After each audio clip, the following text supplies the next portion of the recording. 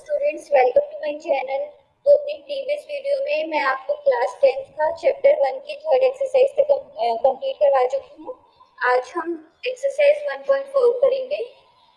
तो उससे पहले हम इसका थोड़ा सा बेसिक देखेंगे कि 1.4 में एक्चुअल में है क्या। तो आप देखिए कि आपने अपनी प्रीवियस क्लासेस में भी इनके जो रैशनल नंबर है उनकी डेसिमल फॉर्म पढ़ी होगी।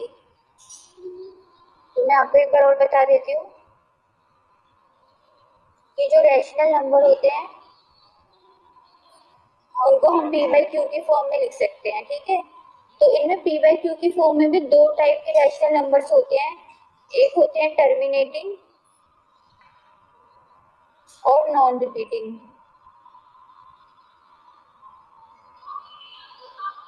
और एक होते हैं नॉन टर्मिनेटिंग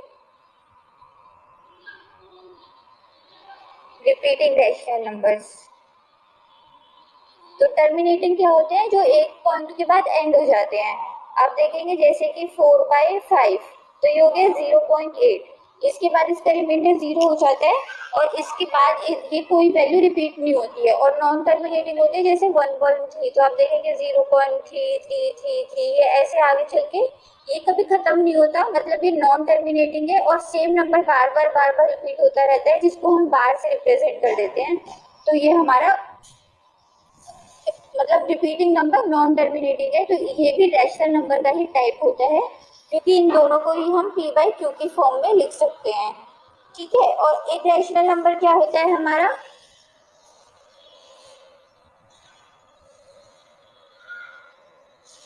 जिसको हम पी बाई क्यू की फॉर्म में नहीं लिख सकते। और एक रैशनल नंबर होता है हमारा नॉन टर्मिनेटिंग,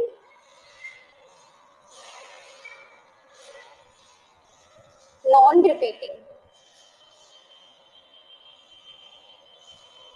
मतलब ना तो वो खत्म होता है और ना ही वो रिपीट होता है। जैसे 0.101, 001, 00011, ऐसे ये जो नंबर है ना तो ये खत्म हो रहा है और ना ही बार बार ये रिपीट हो रहा है।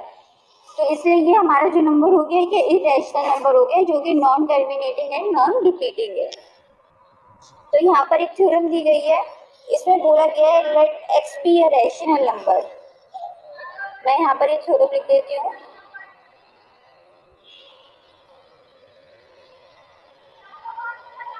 Let x be a rational number whose decimal expansion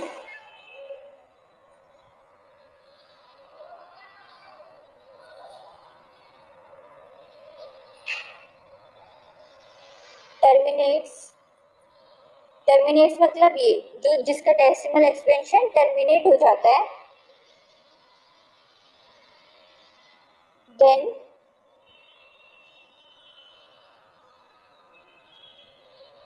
x can be expressed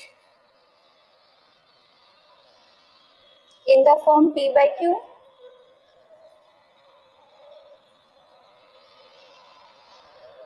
where p and q are co-prime। ये तो हमें पता ही है कि जो p और q होते हैं वो co-prime होते हैं।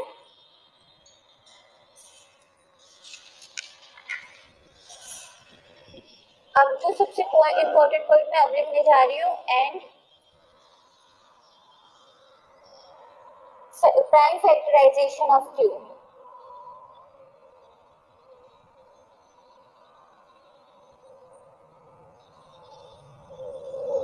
is in the form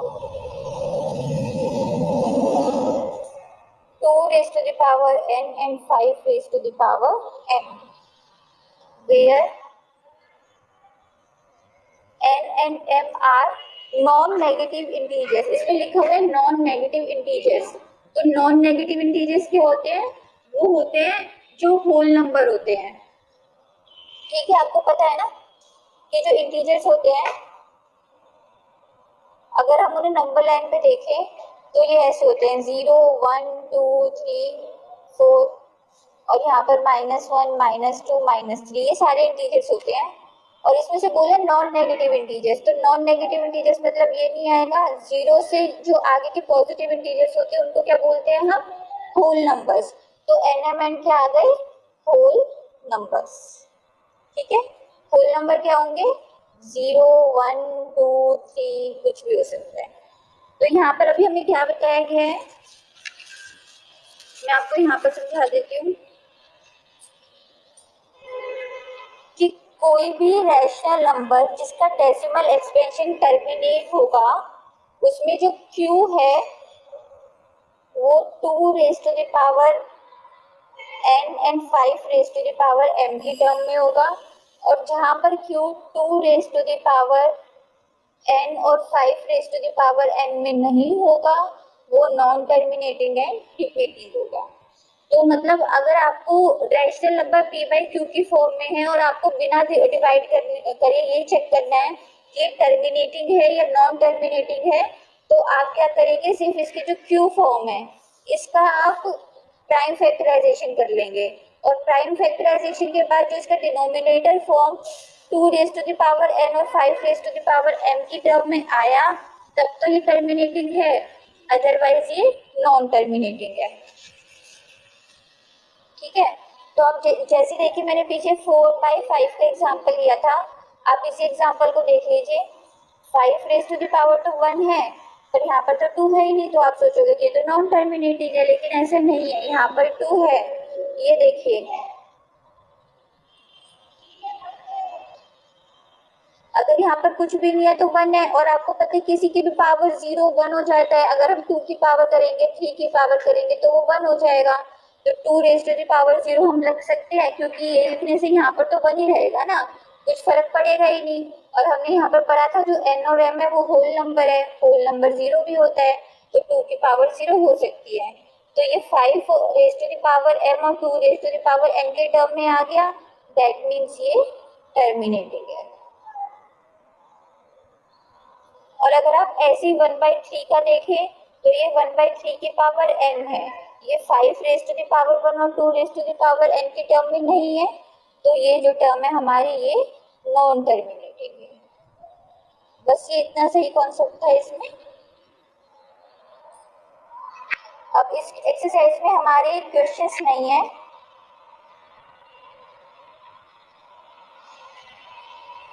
तो अब मैं डायरेक्ट एग्जांपल्स नहीं है, तो अब मैं डायरेक्ट एक्सरसाइज पे आ जाती हूँ। एक्सरसाइज में लिखा है without actually performing the long division state whether the following rational numbers will have a terminating decimal expansion और a non terminating decimal expansion. तो इसमें हमें वही बोला गया है कि बिना डिवाइड करे ये बताएं कि ये टर्मिनेटिंग होगा या फिर ये नॉन टर्मिनेटिंग होगा। तो हम फर्स्ट से स्टार्ट करते हैं। फर्स्ट है 13/3125। तो अगेन इसमें आपको वही करना है कि इसका प्राइम फैक्टराइजेशन निकालना है 3125 का। तो आप 5 से डिवाइड कर दीजिए।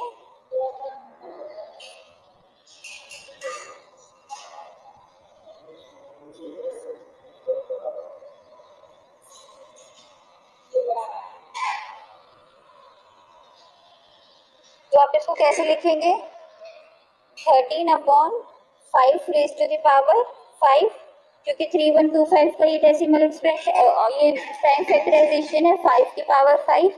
यहाँ पर देखिए अब 2 तो है ही नहीं, तो हम यहाँ पर क्या लिख सकते हैं 2 रेज टू द पावर 0। ठीक है, इसका मतलब क्या हो जाता है 1, और अगर इसको 1 से मल्टीप्लाई करेंगे तो इस पे कोई इफेक्ट नहीं पड़ेगा। तो आप लिख देंगे since denominator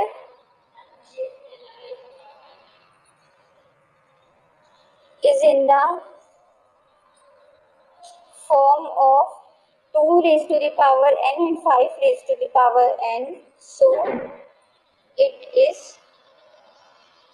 it has terminating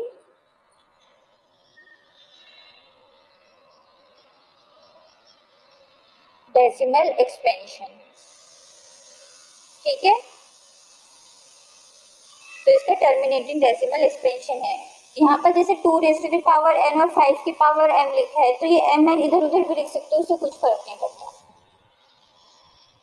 क्योंकि ये जो वैल्यूज होती है वेरिएबल होती है, किसी के ऊपर भी आ सकती है। अब आप सेकेंड पार्ट देखिए इसका। सेकेंड है 7 की पावर 8। जो आपको प्राइम फैक्टराइजेशन रफ में निकाल के देखना होता है, पर अगर आप कोई वैल्यू ऐसी है जिसका आप इकट्ठे ऐसे निकाल सकते हैं, जैसे 8 हमें पता है 2 की पावर 3 होता है, तो अलग से निकाल के देखने की जरूरत नहीं है आपको। अब आप देखिए इसकी जगह हम 5 रेज़ टू द पावर 0 लिख सकते हैं, क्योंकि इसका मतलब तो 1 होता है, और अगर किसी भी वैल्यू में 1 मल्टीप्लाई किया जाए तो वो वैल्यू सेम ही रहती है। ठीक है, तो हम लिख देंगे since denominator is in the form of 2 की पावर n 5 की power n, so it has terminating decimal expansion। ठीक है, तो यहाँ ये आपका जो सेकेंड पार्ट है वो भी कंप्लीट हो गया। अब हम थर्ड पार्ट पे आते हैं, 64/455। आप 455 का निकालिए,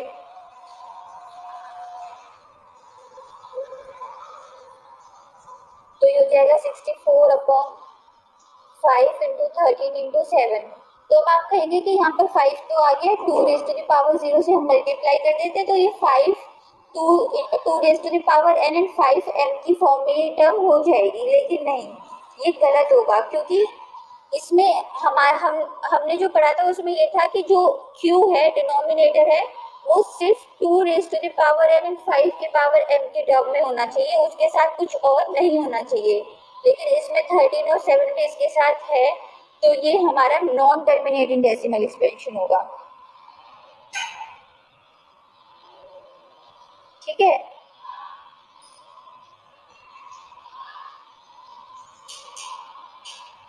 तो आप इसमें लिख दीजिए since denominator is not in the form of 2 की पावर n 5 की power n, so it has non-terminating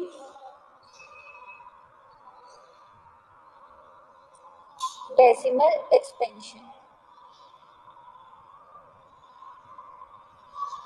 ठीक है, तो ये नॉन टर्मिनेटिंग है हमारा और ये टर्मिनेटिंग, मतलब इसमें 2 और 3 के ही फैक्टर्स होने चाहिए, अगर कोई और वैल्यू आती है तो वो नॉन टर्मिनेटिंग है। अब आप फोर्थ पार्ट देखिए, 15 1600।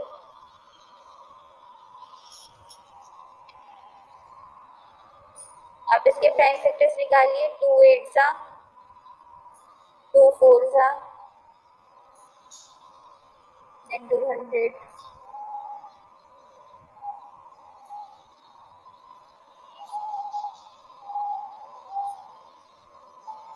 देखिए 2 कितनी बार है, 6 टाइम्स है, तो 15/2 की पावर 6 इंटू 5 कितनी बार है, 2 5 की पावर 2, तो ये भी 2 raise to the power n and 5 की पावर 2 में है। तो आप इसमें यही सेम लिख देंगे, since denominator is in the form of 2 की पावर n एंड 5 की power m, so it has terminating decimal expansion. ठीक है, आई होप आपको ये समझ आ रहा होगा, और अगर आपको समझ आ रहा है तो आप इस वीडियो को ज़्यादा से ज़्यादा लाइक एंड शेयर करें, ताकि और बच्चे भी इसका फायदा उठा सकें। तो अब हम आ जाते हैं फिफ्थ पार्ट पे।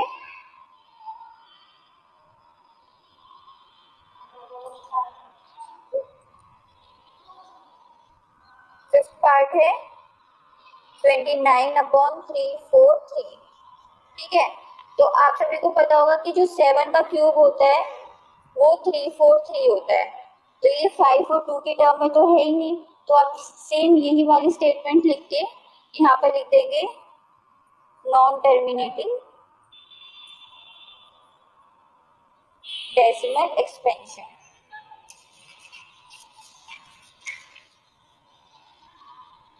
अब हम सिक्स पार्ट पे आते हैं।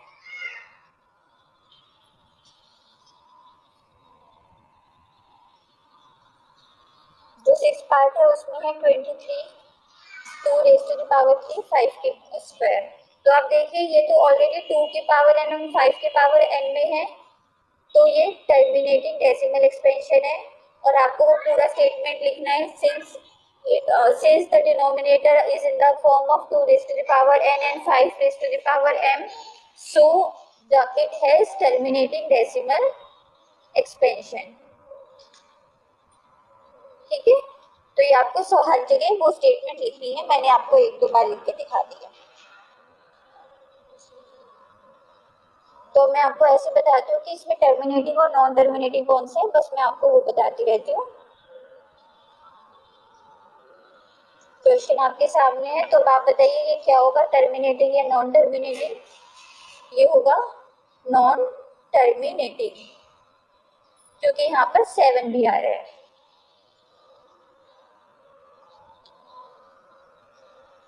एट पार्ट है, 6/15, 9th है 35/50 और 10th है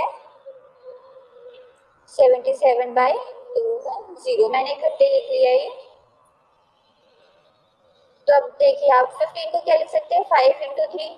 यहाँ 5 तो है, चलो ठीक है, लेकिन यहाँ पर 3 भी आ रहा है, लेकिन हमें 5 और 2 की फॉर्म ही चाहिए, तो ये भी हमारा नॉन टर्मिनेटिंग डेसिमल एक्सपेंशन है।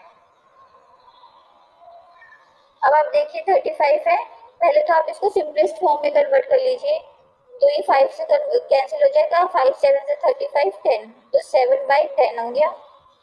10 को क्या लिख सकते हैं, 5 × 2, ये 5 और 2 ही चाहिए हमें डिनोमिनेटर में, तो ये हो जाएगा टर्मिनेटिंग।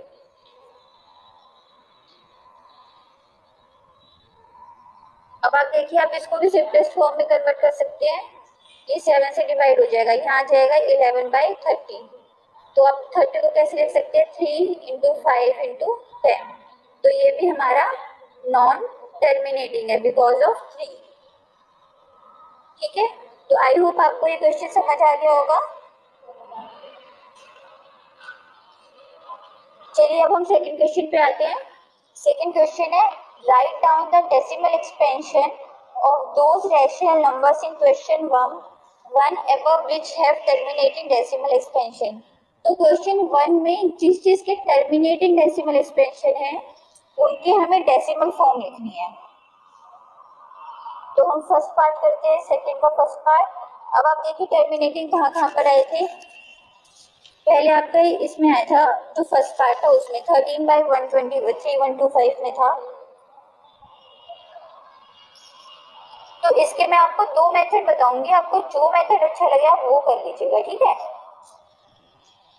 मैं देखती हूँ वो शीट अगर चल जाती है तो। ये देखिए 3125 में था ना, यहाँ पर ये टर्मिनेटिंग था हमारा, तो ये 5 की पावर 5 × 2 की पावर 0 आ रहा था।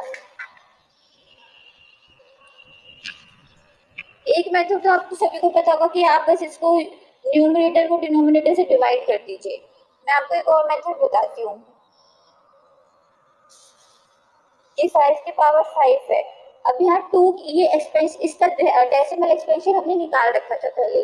अब आप देखिए यहाँ पर कुछ भी नहीं है, लेकिन हम क्या करेंगे, हमने पहले प्रीवियस क्लासेस में पढ़ा हुआ है कि अगर किसी को भी 10 बनाना होता है तो उसमें 5 और 2 का पेयर चाहिए होता है, उससे 10 बन जाता है। अगर 2 5 और इसका स्क्वायर बन जाएगा, 2 आ जाएगा ना, तो यहाँ 2 0 लग जाएंगे, हमने ये पहले पढ़ा हुआ है। अगर ऐसे होगा, क्यूब है, 5 और 2 का पेयर है और दोनों जगह क्यूब है, तो क्या हो जाएगा, 3 0 लग जाएंगे, 1000 बन जाएगा। अब आप देखिए 5 की पावर 5 है, अगर हम इसको 2 की पावर 5 से मल्टीप्लाई कर देते हैं, क्योंकि जो हमारी टर्मिनेटिंग टर्म होती है वो 5 की पावर m और 2 की पावर n में होती है, और अगर हम 2 की पावर 5 से ऊपर नीचे मल्टीप्लाई कर देते हैं तो कोई इफेक्ट नहीं पड़ेगा। तो ये क्या हो जाएगा, 13 × 2 की पावर 5 क्या होता है आपका, 32, और यहाँ पर 5 की पावर 5 और 2 की पावर 5 है, तो क्या आ जाएगा, 1 के आगे 5 0। अब आप 32 को 13 से मल्टीप्लाई कर दीजिए, ये आ जाएगा 416 अपॉन 5 टाइम्स 0। अब क्या आ जाएगा, ये 0.00416। तो ये बहुत इजीली सॉल्व हो गया है। और जो दूसरा मेथड है वो आपका लॉन्ग डिवीजन मेथड है, वो मैं आपको एक सेकंड पार्ट में करके बता देती हूँ। सेकंड जो था वो हमारा 17/18 था, जो टर्मिनेटिंग आया था। इसमें हमें बोला है सिर्फ टर्मिनेटिंग के डेसिमल एक्सप्रेशन लिखने हैं, नॉन टर्मिनेटिंग के नहीं लिखने। तो आप इसको लॉन्ग डिवीजन से भी कर सकते हैं, इससे भी कर सकते हैं। तो ये मैं आपको लॉन्ग डिवीजन से करके बता देती हूँ। आप देखिए 8 डिवाइडेड बाई 17, 8 2 जा 16, 1 पॉइंट लगा लेंगे, 8 1 जा 8, 8 2 जा 16, 8 5 जा 14। इसका आंसर आ गया 2.125। या फिर अगर आपको इसको दूसरे मेथड से करना है तो 2 क्यूब, अगर 2 क्यूब है तो यहाँ पर 5 नहीं है, 5 मिसिंग है, तो 5 और जितनी 2 की पावर है उतनी ही 5 की पावर से आप इसको मल्टीप्लाई कर दीजिए। तो ये आ जाएगा 17 इंटू 125, ये आ जाएगा 1 के आगे पावर 3 है तो 1 के आगे 3 जीरो, इनको मल्टीप्लाई करेंगे 2125 अपॉन 1000, तो ये आ जाएगा 2.125। ये आपका सोल्यूशन है। तो किस स्कूल में ऐसे मेथड से करवाते हैं, किस स्कूल में इस मेथड से करवाते हैं। आपके स्कूल में जिस भी मेथड से करवाया गया है आप उसको अप्लाई कर सकते हैं। तो जो बाकी के क्वेश्चन है वो भी आप जो टर्मिनेटिंग है वो चेक करके कर सकते हैं। तो आप बता दीजिएगा अगर कोई क्वेश्चन ऐसे है जो सॉल्व नहीं हो रहा तो वो मैं करवा दूंगी, अदरवाइज ये बहुत ही इजीली सॉल्व हो जाएगा। सिर्फ इसमें डिवाइड ही करनी है जो आप बचपन से करते आ रहे हैं, तो ये आपसे इजीली हो जाएगा। मैं एक दो क्वेश्चन और करवा देती हूँ। जैसे 6 पार्ट है तो इसमें 23 2 की पावर क्यूब और 5 की 2। तो आप देखेंगे कि इनमें तो क्या था कि 2 की पावर थी, 5 की थी, लेकिन अब इसमें 5 की पावर भी गिवन है। तो हम क्या करेंगे, लेकिन इसमें देखिए कि बड़ी पावर कौन सी गिवन है हमें, 2 की पावर 3 गिवन है ना, और 5 की 2 ही है। बड़ी पावर कौन सी है, 3 है, तो हमें 5 को भी 3 की पावर में कन्वर्ट करना है। तो हम एक 5 से और मल्टीप्लाई कर देंगे तो 5 की पावर 3 हो जाएगी, फिर ऊपर भी एक 5 से मल्टीप्लाई कर दीजिए और यहाँ पर क्या आ जाएगा 1000, तो 0.115 ये आंसर हो जाएगा। और ऐसे आप इसको सॉल्व भी कर सकते हैं। सॉल्व करने के लिए क्या करेंगे, आप 23 को बीच में रखेंगे, तो उसके लिए फिर 5 मल्टीप्लाई नहीं करना, इसको मल्टीप्लाई करके देखिए क्या आ रहा है। इसको मल्टीप्लाई करके आ रहा है 2200, ठीक है। तो यहाँ पहले एक जीरो लग जाएगी, एक पॉइंट लग जाएगा, 1 पे जाएगा 200, 300 आ गया, फिर 1 पे जाएगा 200, एक जीरो उतार लेंगे, देन ये 5 पे चला जाएगा। तो डिवाइड करके भी इजी होता है। आप देख लीजिए आपको जो मेथड इजी लगे आप ये सेकंड क्वेश्चन कर लीजिएगा वैसे ही। और अगर कोई भी दिक्कत रहती है तो आप मुझे बता दीजिएगा, ठीक है।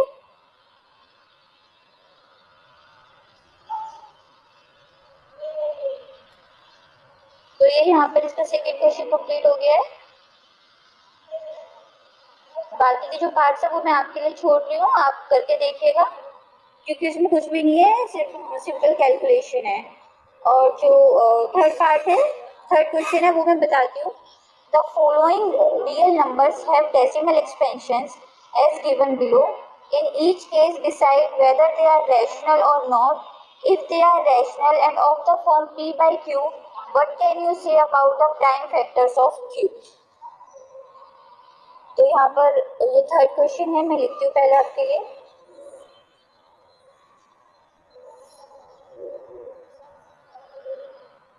ये हमारे पास कुछ नंबर दिए गए हैं 1 2 3 4 5 6 7 8 9, ठीक है।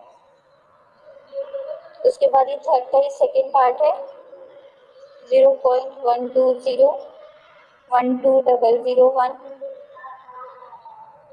2001 ऐसे, ठीक है। और थर्ड पार्ट है 43.12345678 9। तो आप देखिए जो फर्स्ट है वो तो यहाँ पर खत्म हो रहा है, तो इसका मतलब क्या है, इसमें हमें ये बोला गया है कि ये कुछ आपको नंबर्स दिए गए हैं, आपको पहले तो ये बताना है कि ये टर्मिनेटिंग है या नॉन टर्मिनेटिंग है। और अगर टर्मिनेटिंग है मतलब ये टर्मिनेटिंग है या नॉन टर्मिनेटिंग है, रैशनल है या नहीं है, और अगर रैशनल है और p बाई क्यू की फॉर्म में है तो आप q के बारे में क्या कह सकते हैं? तो आप देखिए ये जो नंबर है ये इसके बाद खत्म हो रहा है, तो ये नंबर क्या हो जाएगा? रैशनल हो जाएगा। खत्म हो रहा है मतलब ये टर्मिनेटिंग भी है। और जो नंबर रैशनल है और टर्मिनेटिंग है उसका जो q होता है वो 2 की पावर n और 5 की पावर m की फॉर्म में होता है। ये हमने अभी इसी एक्सरसाइज में पढ़ा है थोड़ी देर पहले। ठीक है, अब आप इसको देखिए, ये एक तो ये डॉट डॉट शो करता है कि ये नॉन टर्मिनेटिंग है, तो सबसे पहले तो आप नॉन टर्मिनेटिंग लिख लीजिए।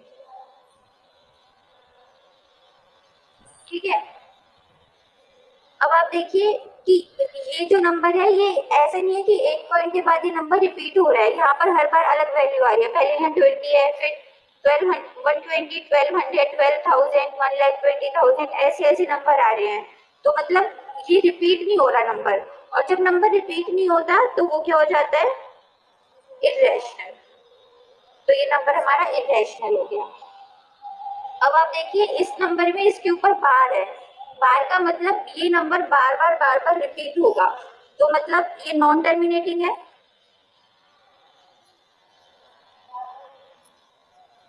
Non terminating and repeating number है। जो नॉन टर्मिनेटिंग एंड रिपीटिंग होता है वो क्या होता है? वो रैशनल नंबर होता है। पर जो इसके q के बारे में हम क्या बताएंगे कि इसका जो q है वो 2 की पावर n और 5 की पावर m की फॉर्म में नहीं है, क्योंकि ये number non terminating and repeating है। जो नंबर टर्मिनेटिंग होता है उसी का ही जो q है वो 2 की पावर n और 5 की पावर m की फॉर्म में होता है। ये अभी मैंने आपको थोड़ी देर पहले पढ़ाया है इसी वीडियो में। ठीक है, तो यहाँ पर आपका थर्ड क्वेश्चन भी कंप्लीट हो गया है। तो और इस थर्ड क्वेश्चन के साथ ही आपका जो ये एक्सरसाइज जो चैप्टर 1 है वो भी कंप्लीट होता है। तो आई होप आपको ये जो पूरा चैप्टर है वो समझ आया होगा। तो और अगर आपको समझ आया है तो आप इस वीडियो को लाइक करें, शेयर करें और मेरे चैनल को ज़्यादा से ज़्यादा सब्सक्राइब करें। Thank you so much.